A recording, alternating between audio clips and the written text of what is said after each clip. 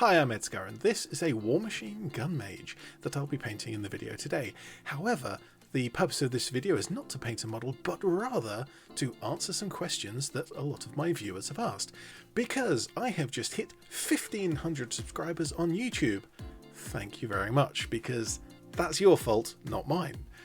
And while I don't particularly think that subscriber count is all that big a deal, I thought it was just a nice opportunity to have an interaction with you guys at home, answer some questions and be a little more interesting than just kind of painting the models that I paint, although hopefully that is interesting enough for you. And so I picked out question number 1 very specifically to explain just what all is going on. And that is Kevin W, who asks, "Is that an unpainted cloak I see on ED-SKaR's channel? Say it isn't so." Now this question was actually asked on my Pile of Opportunity video for the end of 2022. And of course, poking a fun at the amount of cloaks I've painted for Gaunt's Ghost recently, although this isn't a Gaunt's Ghost model. As you can see, it's a very nicely detailed pewter model from the War Machine game, which I haven't seen any of the rules of, but I have had a few models for them. I really do enjoy painting them. They're very nicely made. And as you can see, I've got the kind of upper half and lower half separate, and that's because I want to paint the inside of the cloak off of the legs so that I can actually reach it more easily, but it also means I can reach the back of the legs and paint those more easily as well. Another question comes from Parsi, who says, first, actually no, you're second in this video. The actual question that they ask is, what is 1 + 1? The answer, of course, is 10, but only in binary. And popular commenter Grandpa Werewolf posts quite a few questions all mixed in together. Favourite paint, brand, colour, technique that makes you happy each time you use, ink wash, dry brush, etc. Why you say you are apathetic when you get so much done, building, painting, videos. Happy 2023, wishing you all of the best. Well, thank you very much, and happy 2023 to you. Happy New Year to everyone watching. It is, of course, well, probably going to suck just as much as the last few years, but let's hope. But to answer in reverse order, when I say I'm apathetic, I think that was a little bit of a confusing way that I phrased things in that video. I'm not apathetic about painting or about making videos. I am specifically apathetic about getting 1,500 subscribers, because subscriber count on YouTube isn't that significant. If you look at the last few videos of mine, most of them are getting anywhere between 50 and 200 views. That's a lot less than 1,500, and even some of the best ones that are kind of taking off are maybe hitting 1,000 or 2,000, going above the subscriber count maybe here and there, but not very commonly. So I certainly love painting models, and I will continue to build and paint models. And I certainly love making videos. That's sort of a separate hobby, just the amount of thought process that goes into it. The technique that makes me happy each time I use it, sort of no. I like a lot of techniques, and I like to experiment with different techniques. But to give a specific answer, the one thing I want to come back to that I really did enjoy was thinning acrylic paints with acrylic inks. Rather than using water, because you thin down the paints, you get that nice consistency, but you end up with an extremely vibrant colour. And if you want to have a closer look at that, my Ibrahim Gaunt video from last year is certainly the one to look at, because that was really vibrant on the red and yellow. And favourite paint, brand and colour, again, sort of no. A lot of acrylic paints, and particularly the different companies, are actually converging on the same kind of consistency and pigmentation and stuff, and so there's not a lot of difference in it, and the difference that is there is really only there for the highest skill level painters. And I'm not talking about people who are good at painting, I'm talking about people who are professionally good at painting, commission painters who paint thousands of models a year, or Golden Demon winners and that kind of thing. For us normal people who just like to paint models, any brand is fine, really. I do like Scale Colour and Vallejo, for example. Those are ones that I have easy access to, and they are good quality.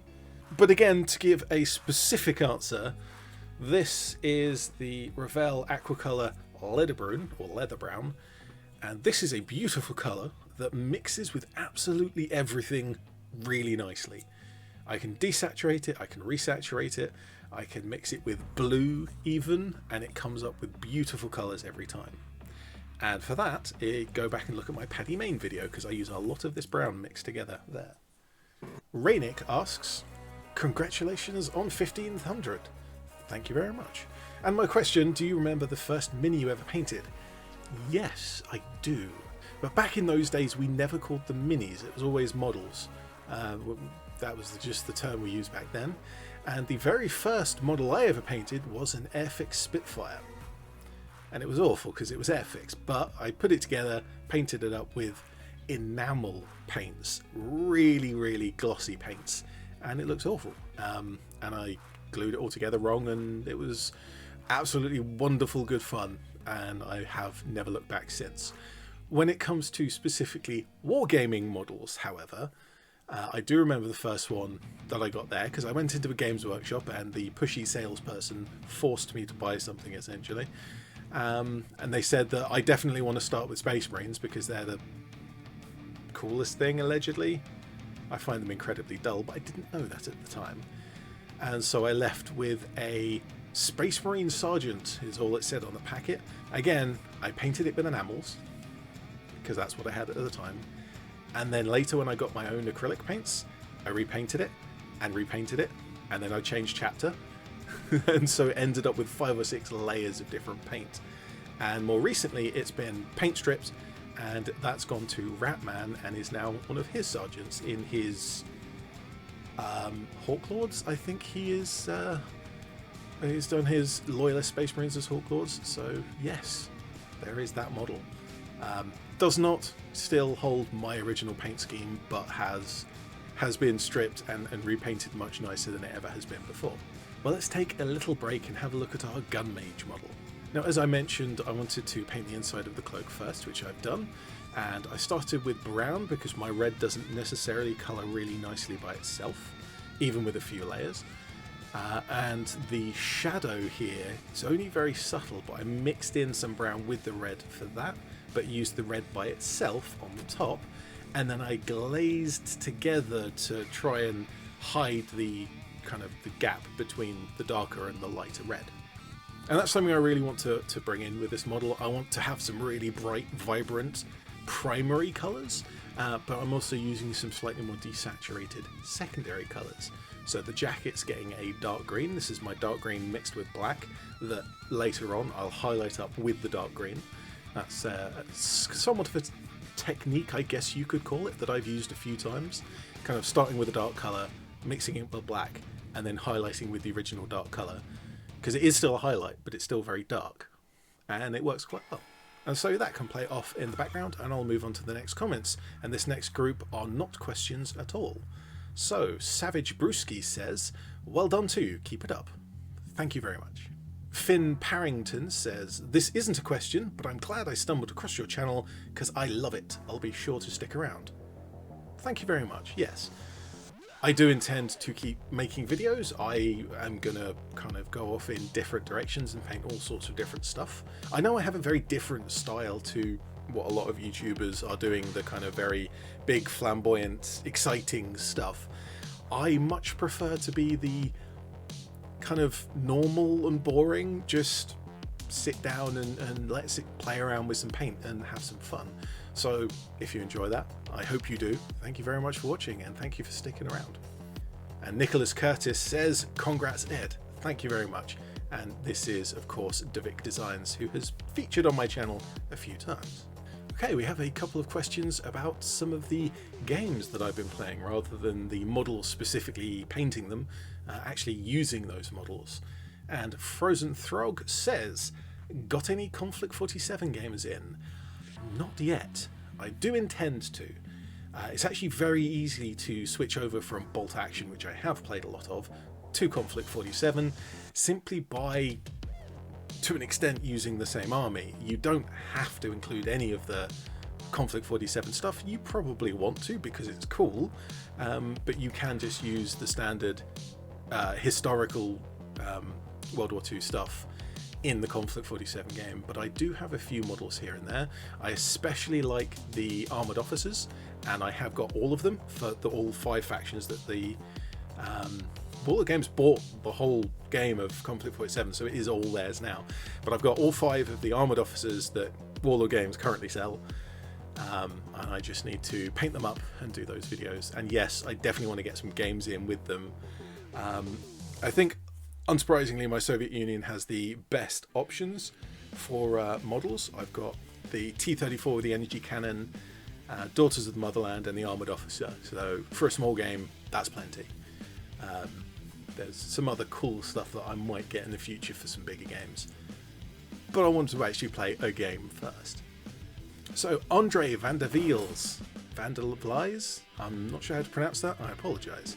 And this is actually a question on my finishing my Amantic Armada boats video from a while back. I found them in the back of the pile of opportunity, pulled them out and painted them because I wanted to, and that's what a pile of opportunity is for. So Andre says, I love all the tiny boatsies. Just out of curiosity, how many war games do you own, and how many of those have you actually played? Or do you actually play? And we had a little back and forth to nail down exactly what was being asked. And unfortunately, Andre wanted to discount board games with models because I quite like the board games with models. But I have my notes here. I went through and I counted up everything. And there's 2 that need to be specified first. Conflict 47 I have kind of just mentioned. I have some stuff. I've played Bold Action. Sort of haven't played Conflict 47, so I guess that counts as a haven't played yet. And the other one is Warhammer 40k, which I have played significant amounts of. I have multiple armies, but I don't actually own the rules. And so, do I technically own the game? We can argue that in the comments, but I'm going to include it for now. All of the other ones on the list, I own the rules, and I own at least the minimum of 1 faction to actually play the game with. So, the games I have played: Mantic's Armada, it's Kings of War Armada, Dead Man's Hand, the Western, Bolt Action, obviously, played a lot of that on the channel, Necromunda, the old Necromunda, Warhammer 40k of course, Battlefleet Gothic, which I really love, one of my favourite tabletop games, and Warhammer Fantasy Battles. You don't hear that very much anymore. I still have the rulebook and a lot of Bretonnians.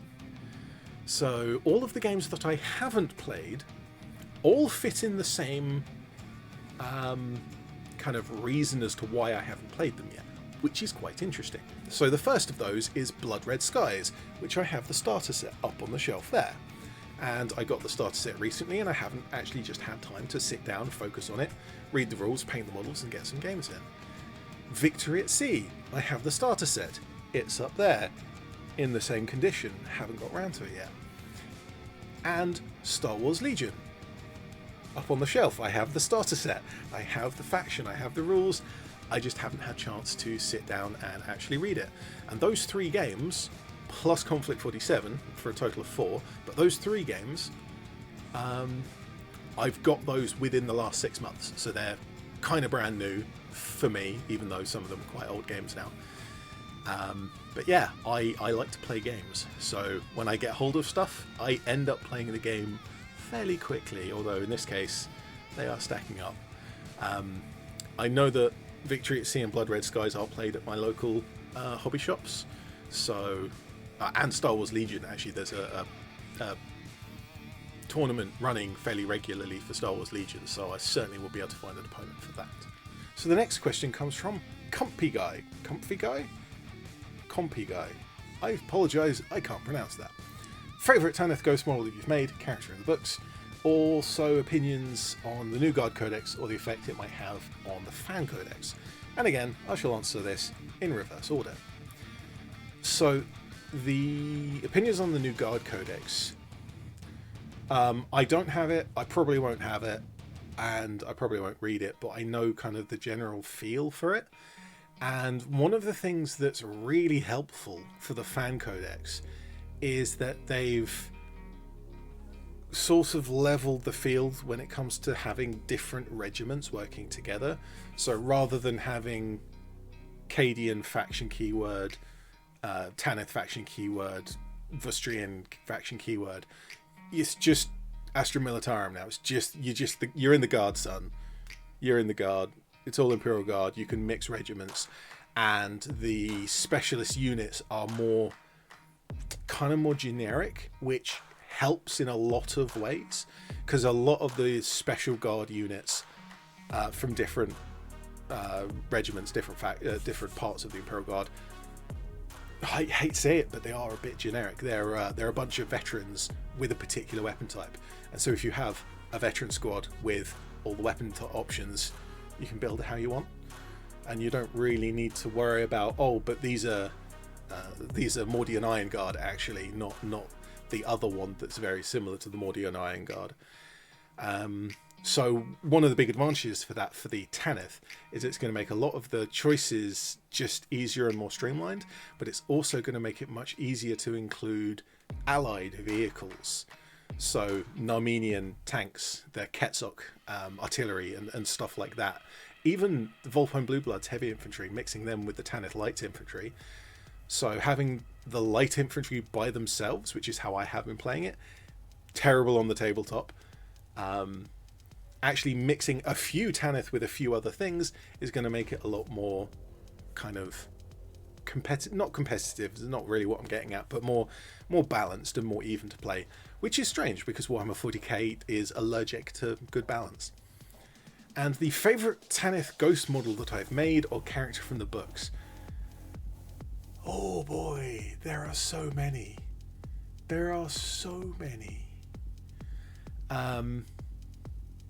Character in the books, it's probably going to be a Vervenhiver, and there are still so many there.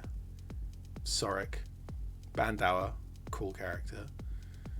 Anna Kurth, who's probably one of the best female written characters in the series. Saying that, Muriel, the sniper turned scout, very cool story that she had.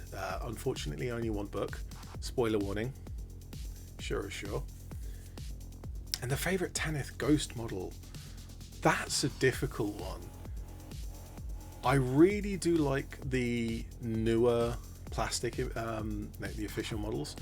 They're out of scale, which is annoying, but other than being out of scale, I did have a little problem sub-assembling them, which I think I made a bit too much of a deal of in my video when I unboxed those a couple years back. Yeah, 2 years ago now. But I really enjoyed painting them, and they do look pretty cool. If they were only 10% smaller, so they're the same size as all my other models, they'd be really good. Although the older ones, the Perry miniatures stuff, they're really nice because they're true scale as well.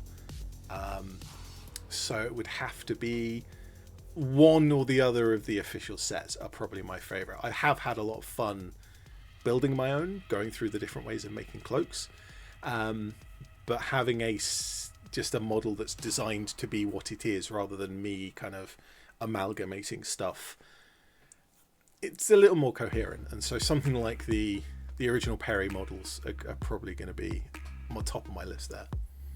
So Win Throm, again, apologies for pronunciation of names, do you play the Horus Heresy at all? And if so, how have you found the new edition?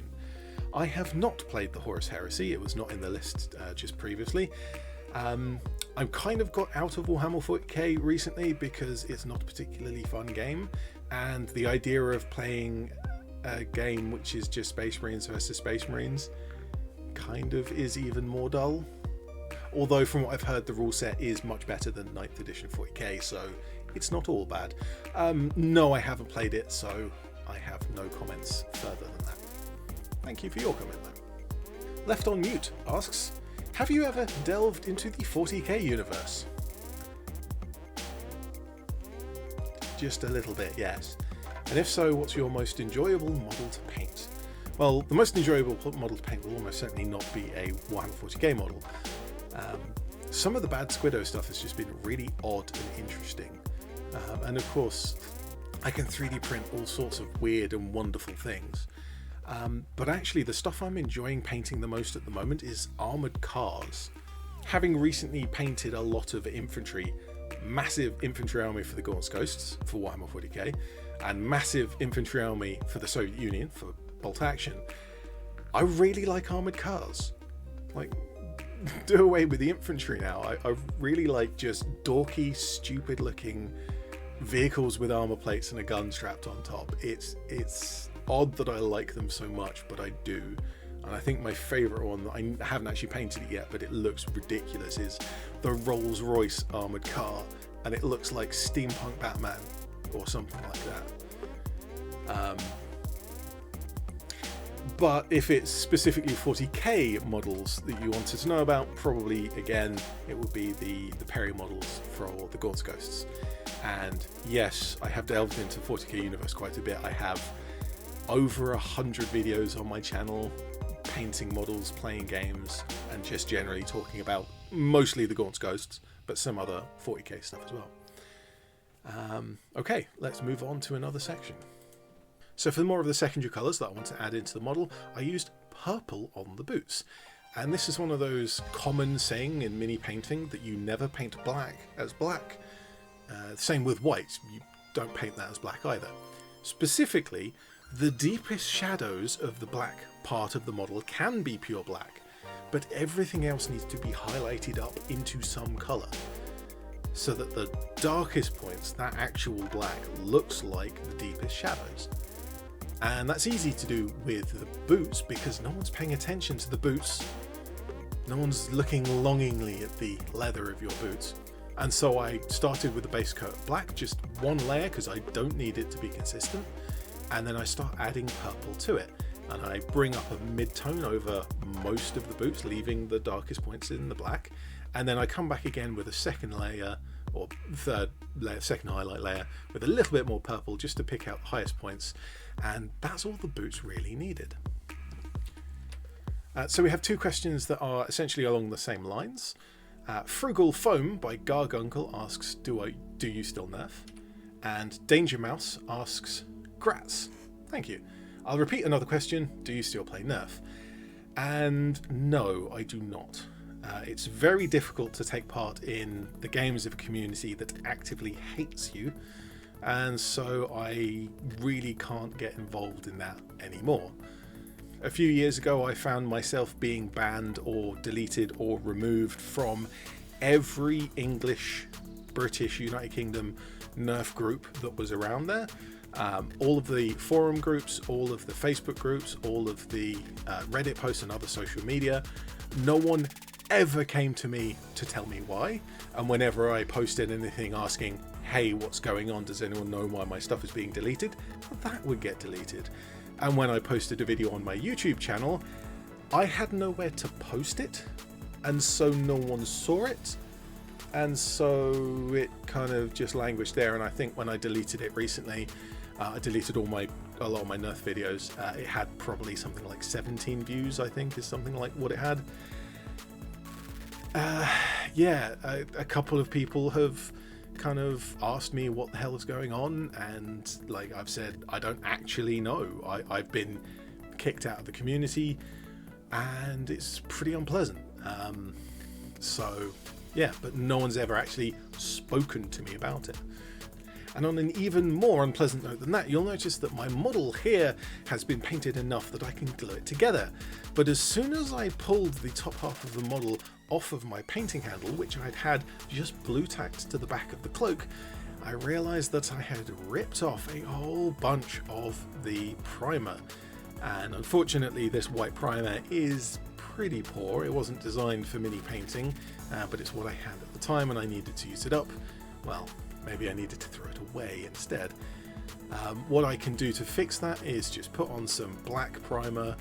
This is airbrush primer, just put on with a brush, and then I can throw on some grey over the top of that. And the grey covers really nicely, so it's not going to leave any of that black showing. Now I thought about going again with some white over the top, because that's why I put the grey there, because white goes over this grey really nicely. But the blue that I'm going to paint the cloak with doesn't really need a consistent base coat, and actually I'm going to add in a lot of natural variation and highlights and shadows and scratchy effects on that. So I'm not going to actually finish off the priming, the base layer, As long as it's got a consistent prime, it's all going to stick, but I don't have to worry about the tone so much, and it's actually going to add little dark spots in there that I can use. And so I get stuck in with some blue, and I really love this blue. It's a dark but so saturated blue, so as soon as you start putting it over a white primer, and as soon as you start mixing in another light blue that I've got that works really well with it, it looks so vivid. And this is before I start like mixing in the ink, which I really want to do with this paint specifically, because that should come out looking amazing. You may also notice along the time that I've been filling out a lot of the hems and edges of the model with brown. But that's not going to represent leather. Later on, there's going to be something interesting happening there, but I'll get to that when I get to that. Let's get back to some questions to keep you on the edge. Socially Supreme, regular commenter and member of the Tanith First and Only Fan Codex Community Project, asks, is there a dream video idea that you have, like a video project that you would really like to try but have never been able to do? Yes, a couple. Actually, quite a few. I have big, lofty ideas, but I'm just a nerd with a camera in the phone and free editing software, so I don't have a lot of actual means to do stuff, even when it comes to just having another person around to help out, just here and there, just as a fun thing, painting or whatever. That would be cool. But one of the big dream ideas I have, and this has been mentioned a few times in the last kind of year or so by a few different much bigger YouTubers than me, is that battle reports are kinda dull. Playing a tabletop game, whatever tabletop game that might be, is great fun. You have a laugh, you roll some dice, you move some models around, you interact with the person you're playing against, and it's all good fun. Watching someone play a game is often not as interesting. Now, of course, if you like watching battle reports, that's great. I watch them every now and again. I often have them on while I'm doing other stuff, like a podcast, kind of in the same way as you would listen to a podcast. But they often focus on the technical side of things. So it's like, this is the army I'm going to bring. This is the mission we're going to play. This is turn 1. These are the dice rolls. These are the rules. Here's turn 2. These are the dice rolls. Here's the rules. Here's turn 3. Here are the dice rolls. Here are the rules. And it just kind of follows on the technical side of playing the game, and you lose out on a lot of the fun of actually playing the game. And so all it kind of boils down to is the rules of playing the game, which is not interesting to watch. And so I got to thinking, what would actually be interesting to watch? And what I came to was actually something slightly different from what the conclusions of other people, rather than making it just a cinematic experience or even focusing on the fun of playing, to actually go in a totally different direction. Documentaries, particularly battlefield documentaries, are something that I've grown up with. And the idea of presenting a game that you've played in the form of a real battle that happened, fictionally of course, that's interesting to me as a concept. And you wouldn't focus on the rules of the game. You might show some dice rolls here and there because you're not pretending that it's not a tabletop game. That's not the idea. But you're not going to just list the rules and say every turn that you make. You're going to be more about, kind of in the same way as a documentary will say, here is the lead up, here's the political situation, the military situation that led to this battle, and here are the forces, and you pick out certain things that happen during the game and you invent stuff to include in your intro. So say there's a unit that rolled really badly 3 turns in a row.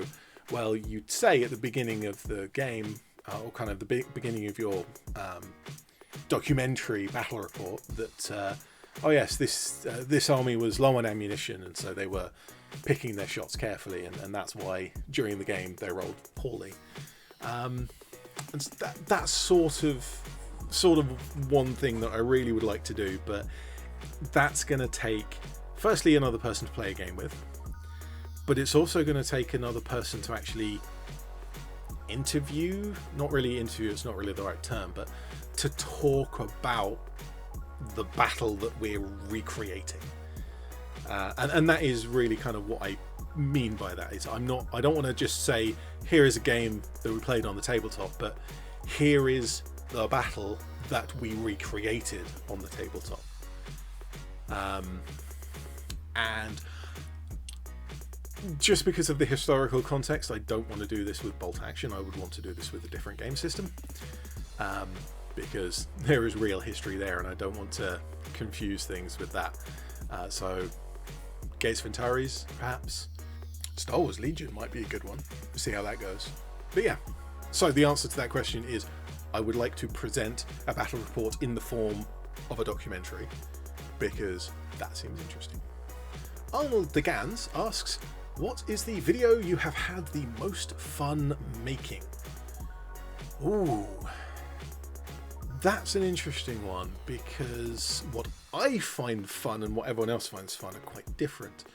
I do enjoy the technical side of learning, whether that's like using inks to thin paints. There's a technical aspect to how that works, and that was a fun video painting Abraham Gaunt to learn kind of how that works.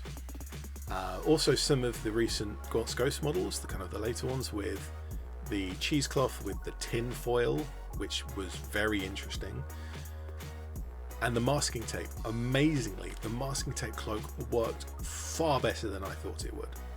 But actually the more fun probably comes from some of my parody videos. So there's I've done a few parody videos. I've done some Nerf videos that have gone for the channel now. I've got one where I parodied Forgotten Weapons. That is a very old video. Before I even really had any idea how to make videos, I made that. That was good fun. Recently I did Codex Compliant, copycatting Snipe and Whip. Very, very good YouTube channel that I follow. That's probably the most fun, because I was actually talking with Wib every now and again, kind of talking through the process, like, hey, where'd you get your music from? How would you present this? And actually sent him the video, and he reviewed it before it went live. So just kind of following their style, their music, their kind of way of talking about stuff, because it's a technical video in itself. I read through the book and say, here is how this information is presented in the White Dwarf magazine. So yeah, that's probably one of the most fun recently. So I mentioned earlier that you never paint black as black, and that you should also never paint white as white. But in a similar way to how the black actually forms your darkest point when painting black, the white paint forms your highest points when painting white. And all of the rest of your thing that should appear white is actually going to be some other colour. And so in the case of the scarf here, I'm painting that in a light brown and then highlighting it up into white. And I did probably 3 or 4 layers on this just to really strengthen the white. But having the light brown in the recesses warmed it up a lot and made it seem kind of used and a bit grubby perhaps, which offsets the very clean, bright, vibrant look of the rest of the model quite nicely. Okay, just the last couple of questions now, and I have a couple of nonsensical ones, and I did say specifically that nonsensical questions would absolutely be acceptable, and so, well, I've done this to myself. A user by the name of a Daddy asks, dimensional area of your forehead in millimeters. Now, I'm pretty sure this is a sarcastic comment and not a mean comment, but it doesn't really matter because every time you measure it, by the time you've written it down, it's increased. So there's not really much point keeping track of such things. And Pazzy asks, please review Playboy Curtis Whole Lotta Red. And I had to look this up because I wasn't familiar with it. I have actually heard this track somewhere or other before, at some point, probably on another YouTube video. Obviously I can't play it for you here because copyright. And I'm going to sort of talk about this in the same way that I talk about a lot of music, in that when it comes to like instrumental, just the music without the lyrics, I like a lot of stuff, and this certainly applies. But when you add in the lyrics, there's a whole bunch of stuff that I just don't want to hear someone talking about. So it's not the sort of stuff that I would listen to. If it was an instrumental, I would certainly like to listen to it in the background of other things, but that's pretty much all music, so that doesn't really say much. But yeah, it's not an artist that I really follow, so sorry, I can't really go into any more detail than that. Well, there is one last bit to the model that I need to do as well, and that is to really sell the ostentatious flamboyance and to really tie together the fact that I'm using such bright, vibrant colours elsewhere. And all of that brown that I put on that edging and trim over the whole model earlier, that is all now getting gold. And so that's all of the questions I'll be answering today. I do apologise if I missed any, or any that have come in just kind of as I was recording. I did try to keep track of everything, but hopefully I got everyone. Thanks to everyone who posed questions, especially to Kevin, who picked out the model that I picked off of my pile of opportunity, because it's a really cool model and I did have a lot of fun painting it. And especially given that I've painted a lot of military, drab, boring and multiple of the same kind of uniform models in a row, painting a one-off that I can just sit down and paint for a few hours, really pick out some details of, this has actually been a really enjoyable model to paint.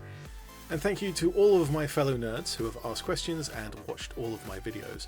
Now, I know I'm not some super famous YouTuber who makes millions and earns their living off of ad revenue and Patreon and all that kind of stuff, but just getting a few people to watch what I make and enjoy it, that's actually kind of cool. It's really interesting that you find it interesting or enjoyable in some way, and I hope that is still the case. And especially when it comes to answering comments, that's the thing that I find the most enjoyable, because I get to actually interact with you guys at home. And this is getting a little bit mushy, so let's move on. If you do want to help out the channel directly, of course, post a comment. Again, you can post in the comments of this video or in any of the others. I do like answering them and talking back, and occasionally picking out a comment to make a video or a part of a video about. And if there is anything in a video that you think other people might like, share it around as well. I have a tutorial on how to make a wet palette, a tutorial on how to sculpt a cloak. There's a few other interesting things around that you could potentially share if you had someone who would find that interesting. And of course, if you really want to, there is a PayPal link in the description if you want to throw me something. That hasn't really been very popular either, but it's there in case anyone chooses it. So with all that done, all of the questions have been answered. I have a nice, lovely model that is finished painting and ready to, well, be used in a game of something at some point, probably. Some post-apocalyptic, perhaps, some kind of science fiction piratey sort of thing would go nicely. I don't know, maybe it will just sit on the shelf looking cool, and it does look cool. But thank you very much to everyone for watching, thank you much to everyone for asking the questions. I'm ED-SKaR, always will be, and I'll see you next time.